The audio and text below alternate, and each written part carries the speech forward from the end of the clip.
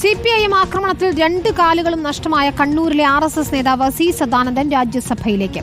നിലവിൽ BJP സംസ്ഥാന vice പ്രസിഡന്റാണ്. സദാനന്ദൻ ഉൾപ്പെടെ 4 പേരെ രാഷ്ട്രപതി രാജ്യസഭയിലേക്ക് നാമനിർദ്ദേശം ചെയ്തു.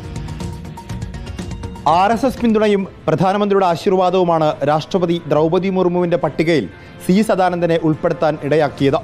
സഭയിലെ നോമിനേറ്റഡ് സീറ്റുകളിലുണ്ടായ ഒഴിവുകളാണ് നികത്തിയത്. വിവിധ മേഖലകളിലെ പ്രാവീണ്യവും രാജ്യത്തിന് നൽകിയ സംഭാവനകളും പരിഗണിച്ച് 12 പേരെ രാജ്യസഭയിലേക്ക് നാമനിർദ്ദേശം ചെയ്യാനുള്ള അധികാരം ഉപയോഗിച്ചാണ് രാഷ്ട്രപതിയുടെ നടപടി. നിലവിൽ BJP വൈസ് പ്രസിഡന്റാണ് സദാനന്ദൻ. കഴിഞ്ഞ ദിവസമാണ് സദാനന്ദൻ ഈ സ്ഥാനത്തേക്ക് വീണ്ടും എത്തുന്നത്. കണ്ണൂർ സ്വദേശിയായ സദാനന്ദന്റെ 2 കാലുകളും 1994-ലുണ്ടായ CPM RSS സംഘർഷത്തിൽ നഷ്ടപ്പെട്ടിരുന്നു. RSS ജില്ലാ കാര്യവാഹകരായിരിക്കുമ്പോഴാണ് ആക്രമണം. കേരളത്തിന് കേന്ദ്രത്തിന്റെ അംഗീകാരമെന്ന് സി സദാനന്ദൻ പ്രതികരിച്ചു. പാർട്ടി തന്ന അംഗീകാരം, അതുപോലെ കേന്ദ്ര ഗവൺമെന്റ് കേരളത്തോട് കാണിക്കുന്ന പ്രത്യേക താല്പര്യത്തിന്റെ ആവിഷ്കാരം കൂടിയായിട്ടാണ് ഇതിനെ കാണുന്നത്. അനീതിക്ക് മുമ്പിൽ തലകുനിക്കാത്ത ജീവിതമെന്ന് പ്രധാനമന്ത്രി സി സദാനന്ദന് ആശംസകൾ അറിയിച്ചു. കേവലം RSSകാരനായ സദാനന്ദനെ നോമിനേറ്റ് ചെയ്തത് അധാർമികമെന്ന് രമേശ് ചെന്നിത്തല കുറ്റപ്പെടുത്തി.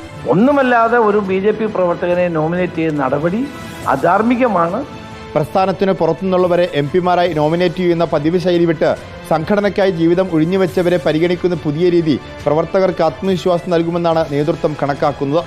റിപ്പോർട്ടർ, കോഴിക്കോട്.